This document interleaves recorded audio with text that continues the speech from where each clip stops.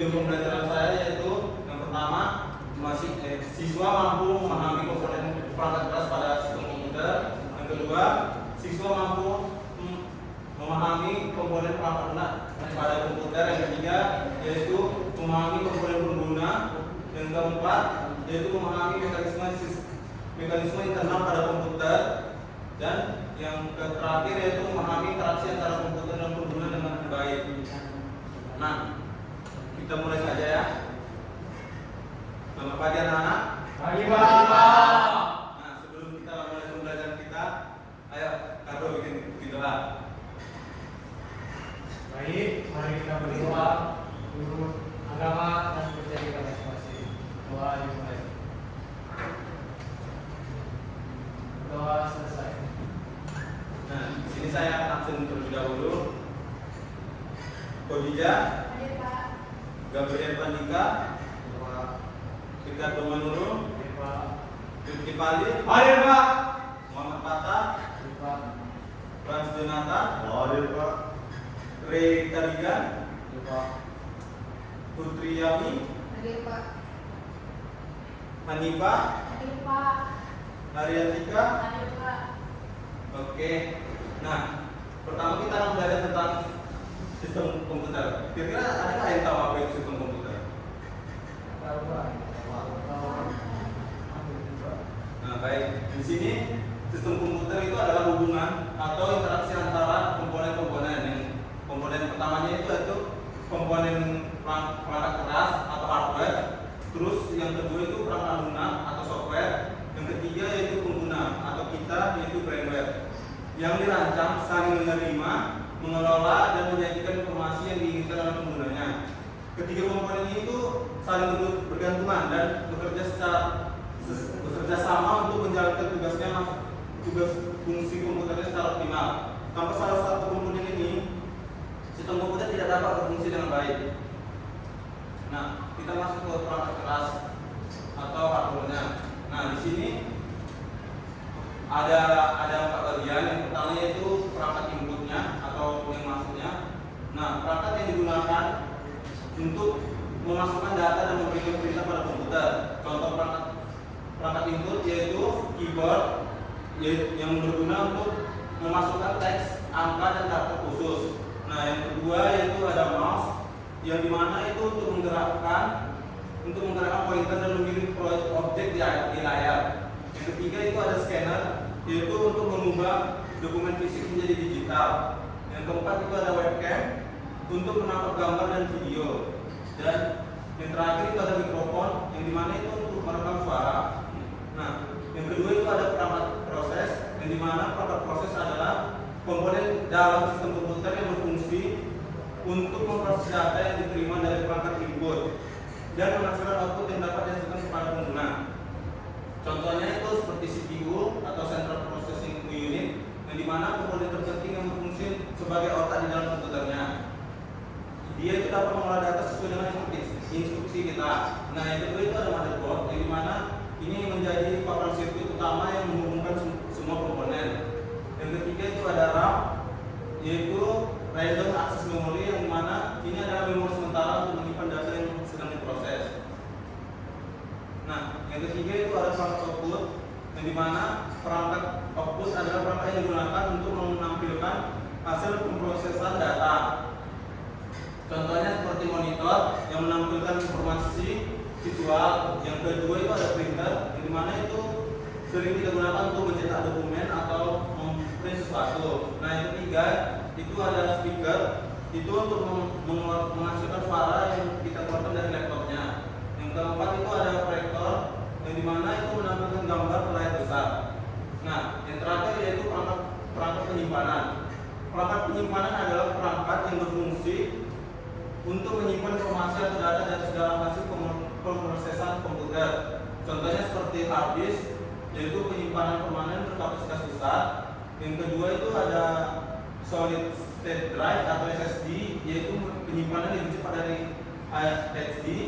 Dan yang terakhir itu ada flash drive atau USB yaitu penyimpanan portable. Yang terakhir itu ada CD atau DVD yang media penyimpanan optik. Nah, di sini Bapak ada pertanyaan. Kira-kira ada nggak yang bisa menjawab ini? Dari teman-teman ini tadi kan sudah dijelaskan semua. Nomor 3 Pak, keyboard. Oke, Keyboard, nomor 3. keyboard itu Pak. Oke, Pak, nomor 1 Pak. apa itu Ricardo? Editor Pak. Oke, betul. Yang kedua ini, re do re re. Isi Pak. Dia ini pangkat apa? Ini. Oh ya dari Pipala karena dia udah tahu sepertinya. Nah, isi Pak, dia Pak. Begitu sebagai prosesi Pak, proses. Kenapa dia proses itu proses? Karena dia memproses semua data itu Pak. Oke. Nah, yang terakhir nomor 4. Nah, itu mouse itu Pak, sebagai inputan Pak. Oke. Nah, kita lanjut aja ya ke perangkat lunak atau software. Perangkat lunak adalah program-program yang menjalankan komputer dan memberikan instruksi kepada perangkat keras. Nah, perangkat lunak itu ada dua, yaitu pertama itu sistem operasi. Nah, perangkat lunak sistem operasi ini adalah yaitu perangkat lunak sistem yang mengelola perangkat keras komputer, sumber daya perangkat lunak dan menyediakan layanan umum untuk program komputer. Sistem operasi memiliki peran penting di mana sistem komputer dapat dijalankan dan digunakan dengan baik oleh setiap penggunanya. Nah, yang kedua itu aplikasi. Nah, ini aplikasi itu program yang digunakan untuk menyelesaikan tugas-tugas tertentu seperti Microsoft Office, yang dimana Microsoft Office itu ada Word, Excel, dan PowerPoint.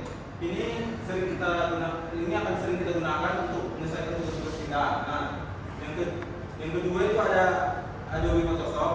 Nah, di sini kita dapat mengedit gambar menjadi gambar yang unik lah, gitu. Nah, yang terakhir itu ada browser. Ini mungkin kalian sudah asing lagi lah, karena pasti kan mengerjakan tugas pasti sepertinya kalau nggak Chrome, Firefox, gitu kan. Nah, yang terakhir itu ada media player, di mana setiap kalian memainkan audio atau video itu pasti pakai media player. Nah, selanjutnya kita lanjut ke komponen pengguna atau firmware. Nah, komponen pengguna adalah manusia yang berinteraksi dengan komputer. Itu seperti kita ya. Jadi komputer itu nggak bisa jalan kalau seandainya firmware-nya itu tidak pandai menjalankannya.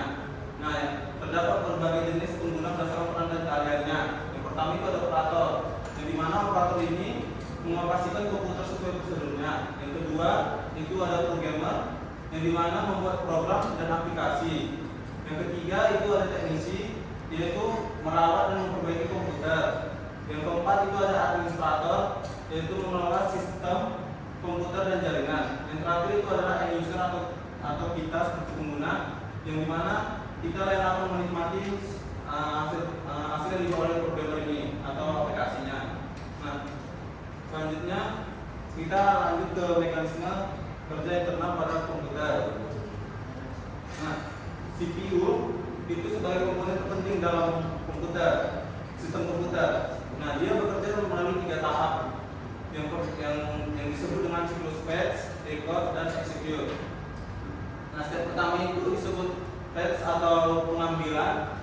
Itu CPU mengambil instruksi dari memori atau RAM untuk diproses. Instruksi ini berupa kode yang memberitahu CPU apa yang harus dilakukan. Nah, yang selanjutnya yaitu adalah penguraian, yang dimana CPU menguraikan atau menerjemahkan instruksi yang diambil agar dapat dipahami dan dieksekusi. Pada tahap ini CPU menentukan operasi apa yang harus dilakukan. Nah, yang ketiga itu adalah execute atau eksekusi. CPU menjalankan instruksi yang telah diuraikan. Hasil eksekusi kemudian disimpan kembali ke memori atau dikirim ke perangkat output. Nah, selanjutnya kita ada interaksi antara komputer dan pengguna, yang dimana interaksi manusia komputer atau IMK adalah serangkaian proses komunikasi atau kegiatan yang dilakukan oleh pengguna untuk berinteraksi dengan komputer secara interaktif. Nah, bentuk-bentuk interaksinya yaitu yang pertama melalui graphical user interface atau GUI, yang dimana itu antar muka grafis yang menggunakan elemen visual seperti icon, tombol, menu, dan jendela. Pengguna berinteraksi dengan mengklik mouse atau menyentuh layar, contohnya seperti Windows, macOS atau melalui command line interface atau CLI antarmuka berbasis teks di mana pengguna mengetik perintah untuk menjalankan fungsi tertentu. Nah, ini membutuhkan pengetahuan perintah khusus, contohnya seperti command prompt atau terminal Linux. Yang ketiga yaitu melalui perangkat input, yang dimana mikrofon untuk interaksi suara, yang kedua itu webcam untuk video call atau mengambil gambar, yang ketiga itu ada touch screen untuk interaksi sentuh langsung, yang keempat yaitu sensor untuk mendeteksi gerakan atau kondisi lingkungan. Nah, demikianlah materi dari Bapak. Mungkin ada yang ingin bertanya sebelum masuk latihan ya? Tidak Pak. Oh, baik, kalau tidak ada, ada yang tahu jawabannya ini? Saya Pak. Dia Pak B. B, baca ya. Oke, betul. Nah, dari tadi laki-laki itu singkat nih, perempuannya dulu lah. Nah, ini apa jawabannya?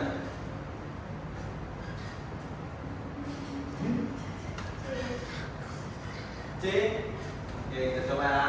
Jawabannya ya, betul C. Oke, kita balik lagi ke laki-lakinya. Franz Jonathan. Apa ini jawabannya? Windows. Oke, kita cek ya. Salah. Kamu nanti nilai PR kamu saya kurang ya. Oke, yang selanjutnya nih nomor 4, Ricardo. Apa Ricardo? B Pak. B. Oke, kita cek ya. Oke, jawabannya B. Nah, selanjutnya nih, ceweknya terakhir nih. Tadi ini materi paling terakhir loh ini.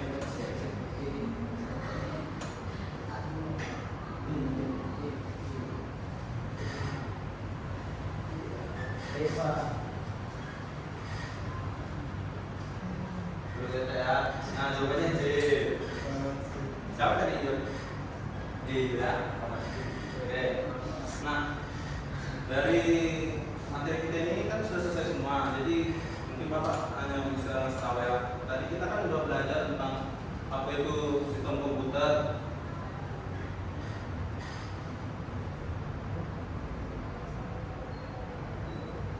Nah, tadi sistem komputer itu kan terdiri dari tiga komponen utama, yang dimana tiga komponen itu tidak bisa terpisah,